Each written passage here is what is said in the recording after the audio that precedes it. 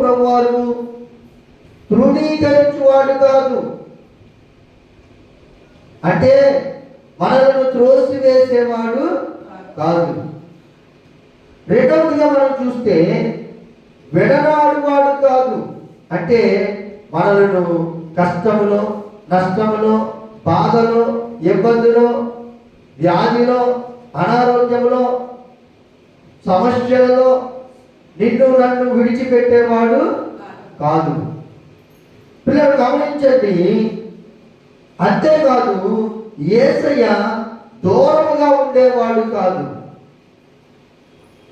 నీవు ఆయనను విశ్వసించినా, ఆయనకు విధేయత చూపకపోయినా, ఆయనను దూరం చేసుకున్నా, ఆయన దగ్గరకు రాకపోయినా దేవుడు నిన్ను దూరము చేసుకునేవాడు కాదు.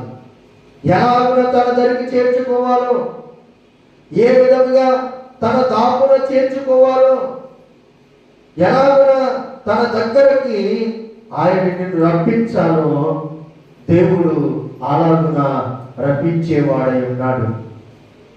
అలాగే మన యేసయ్య పక్షపాతి కాదు. ఎవరు కాదు? పక్షపాతి కాదు. మీరు గమనించండి, ఒకరి పక్షంగా న్యాయం తీర్చి ఒకరి పక్షంగా అన్యాయం చేసేవాడు కాదు. యేసయ్యకు అందరూ కూడా సమానమే.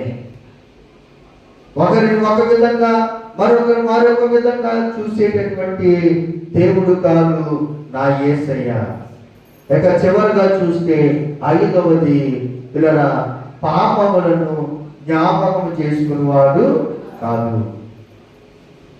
పడమటికి తూర్పు ఎంత దూరమో మనకు మన పాపములకు అంత దూరము చేసిన దేవుడు మన రక్షకుడైనటువంటి శిలువనాథుడైన యేసుక్రీస్తు ప్రభువారు. కాబట్టి ఈరోజు ఎంత పాపినైనా, ఎలాంటి పాపినైనా, ఘోరమైన పాపులనైనా రక్షించి పరములకు చేర్చేటటువంటి గొప్ప దేవుడు, నశించిన దానిని వెదకి రక్షించగలిగిన ఏకైక దేవుడు, నిజ రక్షకుడు, శిలువనాథుడు యేసుక్రీస్తు ప్రభువారు.